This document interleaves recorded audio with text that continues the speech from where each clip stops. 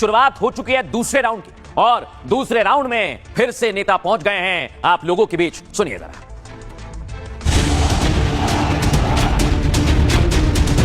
जब बिहार की हर सीट पर एनडीए का उम्मीदवार जीतेगा, आपका वोट मोदी को मिलेगा, आपका वोट नीतीश जी को मिलेगा। कांग्रेस और आरजेडी को अवसर नहीं मिलने वाला है। आज बिहार के अंदर पहले चरण के चुनाव ने साबित कर दिया है।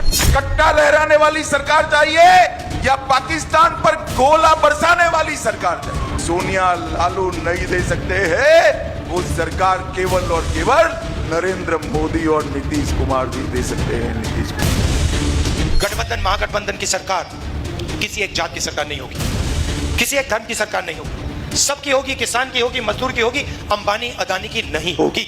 नरेंद्र मोदी जी, अमित शाह जी, मैं चुनौती देती हूं उनको, निष्पक्ष चुनाव कराएं, देखते हैं कौन जीतता है। सच्चाई ये है, डरपोक के सारे आपसे डरते हैं।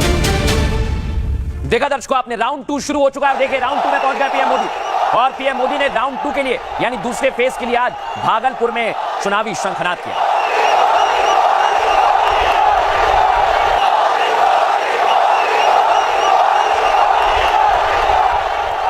दर्शकों योगी आदित्यनाथ भी उतर गए सेकंड राउंड के लिए, यानी पहला फेज खत्म नहीं हुआ और तैयारी होने लगी है दूसरे राउंड की। और तब कांग्रेस कहती थी राम तो है ही नहीं, बिहार का नौजवान, बिहार का अन्नदाता किसान झोंक करके एनडीए को वोट दिए जा रहा है। अब दर्शकों आपने देखा योगी आदित्यनाथ मैदान में आ गए, लेकिन अब मैं आपको बताऊंगा कैसे गृह मंत्री अमित शाह ने हुंकार भरी है और सेकंड फेज के लिए पूरी तरह से बीजेपी चुनावी मैदान में आ गई है।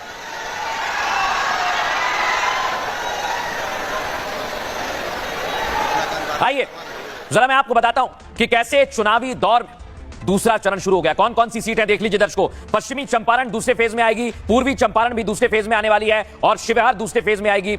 सीतामढ़ी दूसरे फेज की बड़ी सीट है। मधुबनी में भी कांटे की टक्कर रहेगी दर्शकों। सुपौल में पूरी तैयारी है महागठबंधन की भी और एनडीए की भी। अररिया भी सेकंड फेज में है, किशनगंज सेकंड फेज में। इसके बाद नीचे आ जाइए, पूर्णिया पप्पू यादव यहां से हैं दर्शकों। खगड़िया का चुनाव भी बेहद महत्वपूर्ण रहने वाला है। भागलपुर नीचे के बेल्ट में चले जाइए, ये बेल्ट बड़ा खास है दर्शकों। बांका इस सीट पर जबरदस्त चुनाव चल रहा है। जमुई सेकंड फेज में आने वाली है, नवादा सेकंड फेज में आएगी और गया यहां पर चुनावी टक्कर है। जहानाबाद सेकंड फेज में जबरदस्त सीट है। अरवल में भी पूरी तरह से चुनावी मैदान में दोनों दल आ गए हैं। औरंगाबाद भी सीट पर है और रोहतास भी सेकंड फेज में है। कैमूर भी सेकंड फेज में है दर्शकों। ये सेकंड फेज की सीट मैंने आपको बताई है, लेकिन दर्शकों अब मैं आपको बताता हूं कि कैसे सेकंड फेज को लेकर पूरी तरह से जब नेता मैदान में आ गए हैं तो पूरी तैयारी कैसे हो रही है, आइए जरा आपको बताते हैं। बिहार में फिर एनडीए की सरकार बनेगी, आज प्रधानमंत्री नरेंद्र मोदी ने कहा और कहा सोशल मीडिया पर शानदार तस्वीर आ रही है। 2014 में डबल इंजन की सरकार के बाद विकास में तेजी आई थी। पटना में आईआईटी, बोधगया में आईआईएम, पटना में एम्स खुला था, दरभंगा एम्स का काम चल रहा है। पीएम ने कहा भागलपुर में आईआईटी है,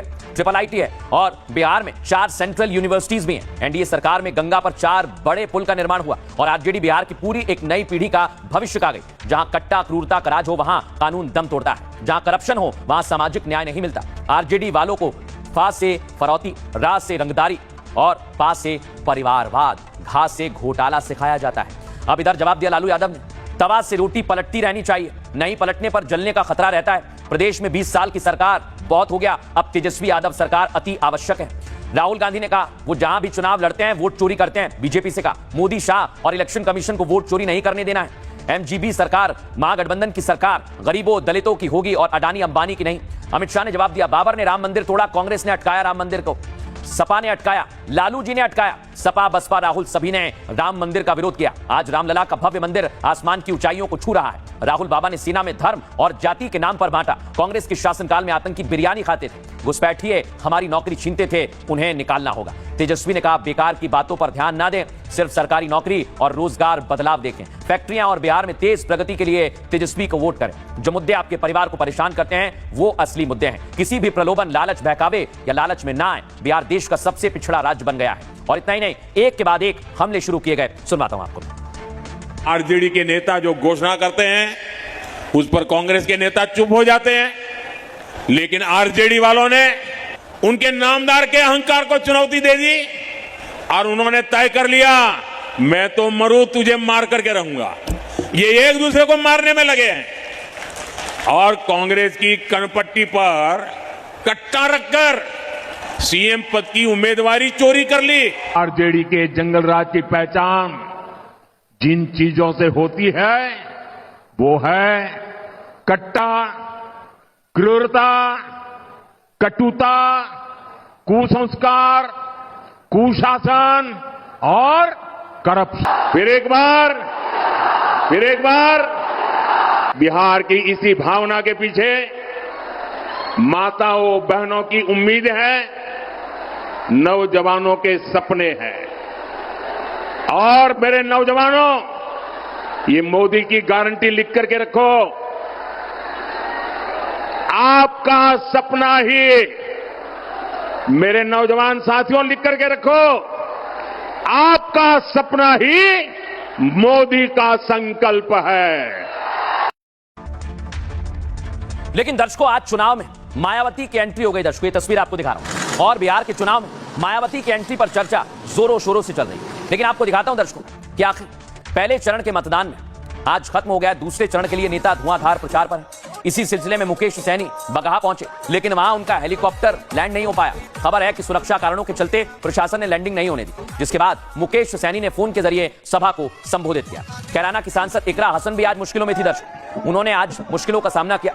जोकियाट के उदाहट हाई स्कूल मैदान पर उनकी जनसभा रद्द करनी पड़ी। जिला प्रशासन ने सुरक्षा बलों की कमी का हवाला देते हुए कार्यक्रम को रद्द कर दिया। दरअसल पीएम की सभा भी फारबिसगंज में होने वाली थी और कांग्रेस नेता राहुल गांधी भी जिले में रैली कर रहे थे। वीवीआईपी सुरक्षा के चलते कैंसिल करना पड़ा है। इस बीच आज मायावती बिहार में दस्तक देती हैं। दर्शक, मायावती ने कैमूर के भभुआ में आज बड़ी सभा की। उन्होंने महागठबंधन समेत बीजेपी को भी टारगेट पर लिया, लेकिन उनका सबसे ज्यादा निशाना महागठबंधन पर रहा। उन्होंने कहा, दलित वोटों के साथ देश में हमेशा खेल होता है। जातिवाद सियासत और दलितों का नुकसान हुआ है। इस सियासत से, जातीय गोलबंदी से दलित का विकास बाधित हुआ। राहुल दलितों का आरक्षण पूरी तरह से खत्म करना चाहते हैं। बीएसपी दलितों के हितों का ध्यान रखते हुए बड़ा फैसला करेगी और अगर बिहार में सरकार बनाने के समर्थन की स्थिति बनी तो बीएसपी अपनी शर्तों के साथ सरकार में शामिल होगी। सुनिए सर।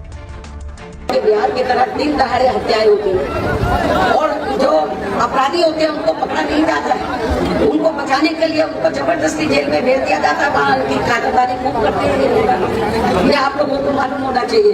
लेकिन जब यूपी में हमारी, अब दर्शकों खबरों में आगे बढ़ेंगे। एक और बड़ी खबर आज आपको बता रहा हूं। अंबानी के घर पर ईडी का बड़ा एक्शन हुआ है। दर्शकों, अनिल अंबानी के घर पर जबरदस्त एक्शन हुआ है। तस्वीर आपको दिखाता हूं। अडानी ग्रुप पर बड़ा एक्शन हुआ है। मुश्किल में अंबानी फंस गए और ईडी का एक्शन यहां पर देखने को मिल रहा है। देश भर में कई जगह है जहां पर ईडी की टीम ने बड़ी कार्रवाई की है। अब मैं आपको बताता हूं, 7,500 करोड़ की प्रॉपर्टी जब्त कर ली है। ये प्रॉपर्टी अलग अलग जगह पर है, अलग अलग इलाकों में। लेकिन दर्शकों, मैं आपको बताता हूं, अंबानी ग्रुप पर ईडी ने बड़ा एक्शन लिया है, कड़ा एक्शन लिया है और इसको लेकर देश भर में चर्चा की जा रही है। लेकिन आइए जरा मैं आपको बताता हूं कैसे ईडी ने आज एक्शन लिया है। अनिल अंबानी के रिलायंस ग्रुप पर ईडी का एक्शन आज देखने को मिला। अब तक 7,500 करोड़ की संपत्ति कुर्क की जा चुकी है। ईडी ने अनिल अंबानी को समन भेजा। दर्शकों, 14 नवंबर को ईडी अनिल अंबानी से पूछताछ करेगी। यह दूसरी बार है जब ईडी ने अनिल अंबानी को समन भेजा है। आपको बताएं, 5 अगस्त 2025 को ईडी ने अनिल अंबानी से पूछताछ की थी। लोन फ्रॉड केस को लेकर ईडी ऑफिस बुलाया गया था। 31 अक्टूबर को अनिल अंबानी ग्रुप के खिलाफ कुर्की का आदेश दिया गया था।